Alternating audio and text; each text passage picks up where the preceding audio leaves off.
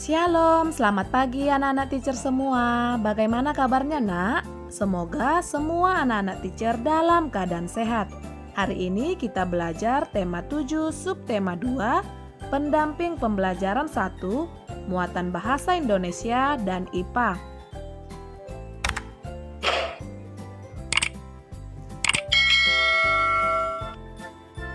Nah, untuk pembelajaran pertama, kita awali dengan muatan bahasa Indonesia halaman 111. Materi akan dijelaskan oleh Teacher Wanti. Judulnya, menjelaskan arti kata sulit dalam teks non-fiksi bagian 2. Teacher ingatkan kembali, teks non-fiksi adalah teks yang bersifat nyata. Indonesia memiliki keragaman budaya. Untuk mengetahui keragaman budaya yang belum kamu ketahui, kamu dapat membaca teks yang berkaitan dengan keragaman budaya Indonesia. Membaca merupakan suatu proses yang dilakukan untuk memperoleh inti dari suatu teks.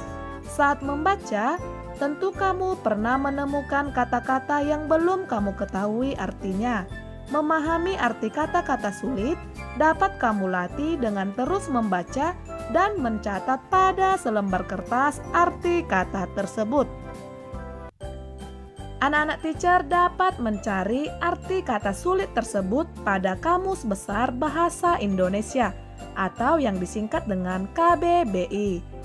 Nah, untuk anak-anak teacher semua, apabila kamu menemukan kata-kata sulit dalam teks non-fiksi, maka kamu boleh mencari maknanya di dalam Kamus Besar Bahasa Indonesia. Demikianlah pembelajaran kita muatan bahasa Indonesia dengan judul menjelaskan arti kata sulit dalam teks non-fiksi bagian 2. Semoga anak-anak teacher semua sudah mengerti.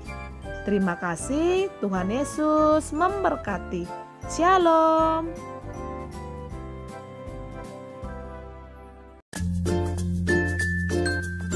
Selanjutnya kita akan belajar muatan IPA halaman 112. Nah, sekarang kita akan belajar tentang menjelaskan gaya listrik dan kegunaannya dalam kehidupan sehari-hari.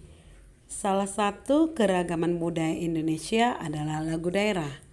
Lagu daerah dapat kita dengarkan melalui radio. Radio merupakan peralatan listrik. Nah, radio itu juga dipengaruhi oleh gaya listrik. Gaya listrik adalah gaya yang ditimbulkan oleh benda bermuatan listrik. Listrik memiliki dua jenis muatan, positif dan negatif. Nah, jika dua benda yang bermuatan listrik sejenis didekatkan akan tolak menolak, dan sebaliknya jika dua benda yang bermuatan listrik tidak sejenis didekatkan akan tarik menarik. 1.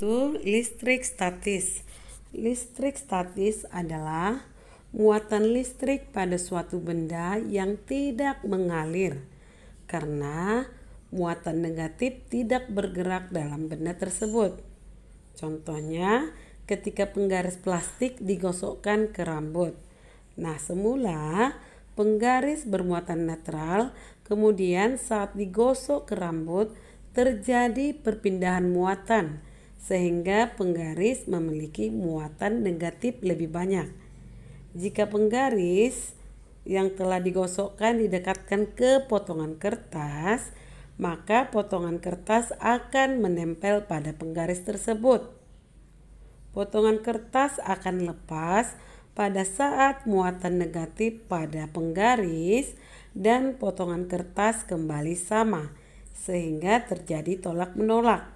Ingat, jika muatan sejenis dalam jumlah yang sama, akan terjadi tolak-menolak. Cara lain untuk membuktikan adanya listrik statis adalah dengan menggosok-gosokkan balon ke rambut. 2. Listrik dinamis. Listrik dinamis adalah muatan listrik yang dapat bergerak. Energi listrik bergerak dari kutub positif menuju kutub negatif.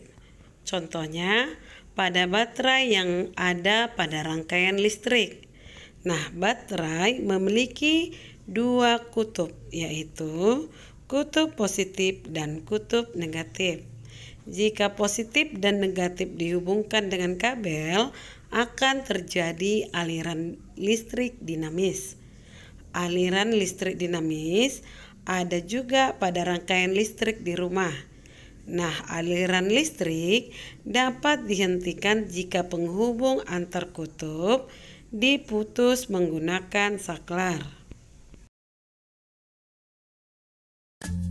Terima kasih atas perhatiannya.